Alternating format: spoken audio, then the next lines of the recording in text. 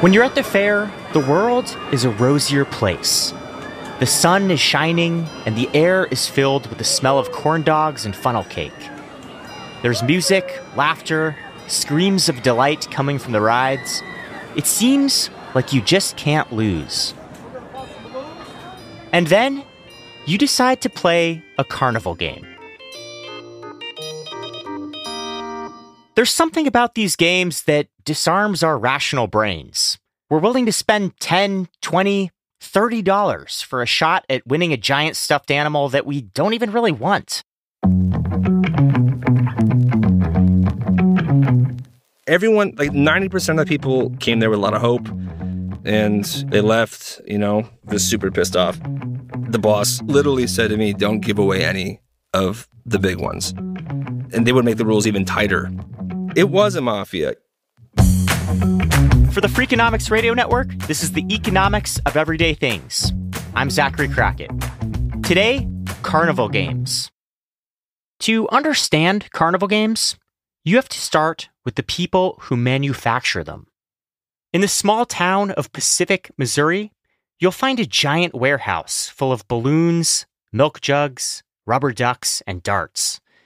It belongs to a family-owned business called Redbone Products. And if you've played a carnival game at a fair or an amusement park in recent years, the odds are pretty good that it came from them. My dad has been in the business basically his whole life. Olivia Turner is the company's general manager. Her dad founded Redbone back in 1996. And like many people in the business, he worked his way up from the bottom of the amusement hierarchy. He started working at Six Flags in Dallas when he was 15. And when they were opening the park here in St. Louis in 1971, they asked a group of guys if they wanted to come open the park and be managers. And he said, yeah, sure. Olivia's dad, Steve Turner, eventually joined a company that had been supplying carnivals with games since the 1930s. When the owner died, Steve took over. Turns out that's a pretty typical story in the carnival game business. It's a tight-knit group of suppliers, everybody knows each other, and many of them come from families that have been in the trade for generations. My dad was doing some ancestry work, and he found a photograph of his great-great-grandfather operating a carnival game. We were like, oh my gosh, it's in our blood.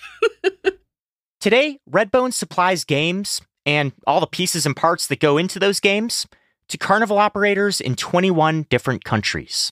So we have got Ring Toss Cat Rack, which is the game where you throw the baseball at the clown. Balloon Pop. Basketball is always huge. Everyone needs a basketball game. The company makes most of its revenue from the game parts that need to be constantly replaced. The biggest seller we have is balloons. I mean, you would be shocked how many balloons we go through. Then you have balls and ducks and stuff like that. And carnivals are ordering those weekly as well because stuff gets lost, stuff gets dirty. One thing you might notice about carnival games is that most of those bits and pieces have custom specifications. Take the ring toss game, where a player throws a plastic ring onto a glass bottle. While you may look at it and say, oh, that's just a glass bottle, we look at it and see something completely different. There has to be the right specs at the bottom and the top and a lip around the top. And, what is that ring made out of? Is it going to make the right sound when it hits the bottle to attract customers? One important part of that design process is making sure the odds are in the carnival operator's favor. Those basketball hoops, there's a reason that your shots off the backboard never go in. They're not regulation rims. Regulation rim is 18 inches. Those are huge. You would have way too many winners. So the basketball rims are a little bit compressed or smaller. They might be a 13-inch rim or a 15-inch rim or a 10.5. You have to aim for the center or the sweet spot to get it exactly in. Carnival operators pay top dollar for this kind of ingenuity. Redbone's games cost from $3,000 up to $30,000 a piece. And Turner says she sells around 40 of them a year, either directly to amusement parks or to smaller companies that own their own games and contract with carnivals and fairs. Once those games are set up on the midway, that stretch of fairground with all the vendors, it's up to the public to decide where to hand over their money. And some of those carnival goers take this task very seriously. I'd always been fascinated with carnival games. Even as a kid, I always, had that envy of seeing somebody walking down the midway with a big prize and wondering how they did it. That's Matthew Greisen. He's a retired journalist and an engineer. And you could say he has a bit of an obsession. There was a carnival in downtown Detroit, and I went down there and saw this game called Cover the Spot. You had 5 metal discs, and the solution is to try to drop those discs onto a painted spot so that you can't see any color. I would stand there with a mechanical clicker and see how many people played and what the odds were that they would win it. And I'm watching it being played, and I saw, yep, there's a geometric solution to this. So then I went back home and I built a scale model of the game. Over several years, Greisen collected data on more than 40 carnival games all over Michigan and Ohio. He compiled his findings in a book called Carnival Secrets. In one instance, he stood at a carnival for 4 hours and observed 316 shots on a Redbone basketball game. He found that only 1 in 40 shots went in. That's better than ring toss, where the odds of winning are around 1 in 700 shots. But Greisen says carnival workers aren't too preoccupied with your odds. If you ask, well, how hard is this game to win? What are my odds? Is it 1 in 20 or 1 in 50? The carny will look puzzled because he or she doesn't think that way. They think in terms of what they call throwing stock. Which means how much they pay out in prizes for every dollar they take in. They look at it like, I don't really care what your odds are of winning. I care about what my odds are of losing. And what those odds are is up to them. If you find that you're throwing too much stock, if you're up to 50%, then you're probably saying, well, I have to move the glass plates further apart, or I've got to change the angle on my wiffle board.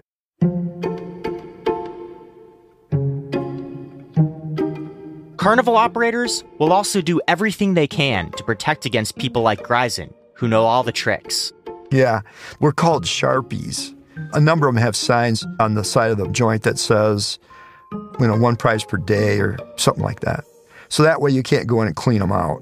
So they're like professional teddy bear winners out there at carnivals. There's a few. Greisen doesn't really have a problem with any of this. He says game operators have to make a living somehow. But sometimes they take it a little too far. That's coming up. Carnival games are designed to be hard to win. But in some cases, the company that owns the booth can make it nearly impossible. Step right up, everyone, to the Carnival Game Alley where the prizes are big and the fun is endless. That was one I would do all the time. People would come right on over, or I'd do like a really strange dance, you know what I mean? Red Bulls and 5-hour energy, that was my go-to. That's Elliot Simmons. He worked at the games at a carnival in Illinois for 3 summers. From day one, he was given strict instructions to regulate the number and size of the prizes he awarded, at any cost. One of the first things they told me was, don't let the boss man see anyone walking around the park with anything that's not like the little plushies. At the end of every day, we would turn our money in, count how many prizes are on the wall, go in the back and count how many prizes were in the tubs. If those numbers were off, they would get really suspicious. Now, the prizes themselves, they're not especially precious. Game operators might pay around $1 for an inflatable guitar or a small stuffed animal. Even the biggest plush toys, which are rarely ever given away, top out at around $60. And some of them are truly bizarre. They had one of those penguins with the bloodshot eyes, it's like the stoned penguin. And I'm like, this is interesting for a kid's prize, but okay. Then you have the infamous live prizes, which can be an inventory nightmare. We had a game where you would win a goldfish. They would just leave the fish there. One morning I came in and literally like 50 dead fish.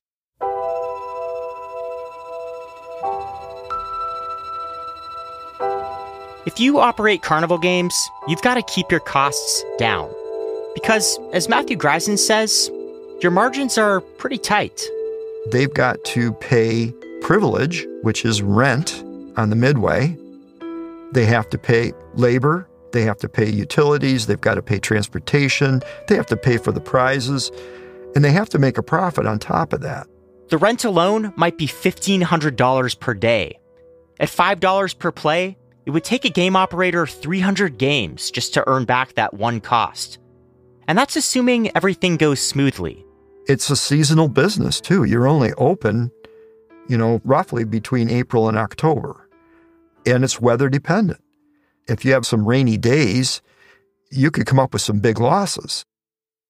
At the park where Simmons worked, operators used tricks to attract as many customers as possible to the games. The owner's son, he would just give him one of the big prizes to just walk around the park with, like advertisement, to make people be like, oh, wow, so that kid won, let's go. And that worked so well. Whenever he was at the park carrying that around, we had just tons and tons of people come over, lining up for that game that I was working, knowing damn well none of them were going to win. And if I did let them win, I'd probably be fired. That sometimes meant outright ripping them off. The first game I ran was the milk toss game. You know what I'm talking about? It's like that 10-gallon milk carton, and you're supposed to throw a softball in there. Oh, yeah, I've seen those. I came in one day, and the owner of the park was in the back hammering the rim to make it a bit wonky. He would say, if someone does get it in, tell them that they were standing too close. So we had these back pocket reasons at all times why they didn't win if they actually did. It just sucks when you see some kids just genuinely enjoying their day and super happy when they get it in. And then you crush their dreams. Carnival workers have names for this kind of thing. If a game is gaffed, it means that it's essentially rigged. It's to the point where nobody can win it. But Greisen says these exceptionally unscrupulous operators are outliers, and that most games are run in good faith. By and large, they're good small business people. These carnival operators are investing tens, if not hundreds of thousands of dollars in their games, and they want to run the grifters off the midway. They don't like it. It gives the carnival a bad reputation. And just because a game is hard to win doesn't mean it's unfair. Part of Olivia Turner's job at Redbone is to be sure of that. There is not one game that we sell that cannot be won. These carnivals and amusement parks are under very strict rules from the states that they're in. So they get checked and monitored often. And if they're not following the rules, then they would get in huge trouble. Greisen has a simple trick to protect against renegade operators. Before you take a softball and try to knock down 3 metal milk bottles, you have every right to say to the carny, I want to see those. I want to hold them. Are they full of lead to the point where I can't even, push them over? There are no stupid questions. It's your money. One question remains. Why even take the chance? Why spend $20 to win a cheap toy in the first place? It's a piece of carpeting with a couple of little eyes stuck on it, but it's a trophy. And for a teenage guy that wants to impress his date, if he's got one of these under his arm or she's got one under her arm, that's part of how this all works. People have lost astronomical sums of money pursuing these trophies. In 2013, for instance, a man spent $2,600, his entire life savings, attempting to toss a softball into a bucket at a New Hampshire carnival. In the end, all it got him was a human-sized banana with dreadlocks. Now, to be fair, there are carnival games where the player, quote-unquote, wins on every try. Like Duck Pond, where you pick a rubber duck with a fishing pole and get whatever prize is written on the bottom. Carnival workers call them hanky-panks, and they're mostly geared toward young kids. The prizes are usually worth less than 20% of the price of one turn. But to Greisen, the carnival is a metaphor for life. And in life, well, you don't always win.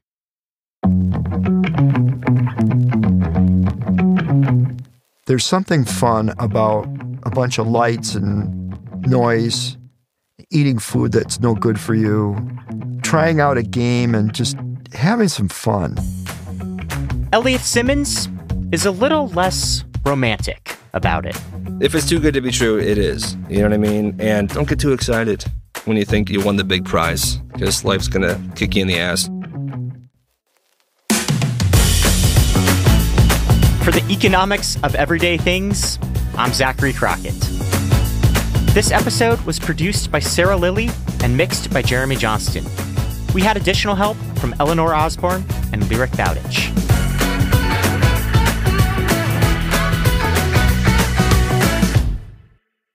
Kids would cry, parents would yell at me, they would try to cheat. It would really get people worked up.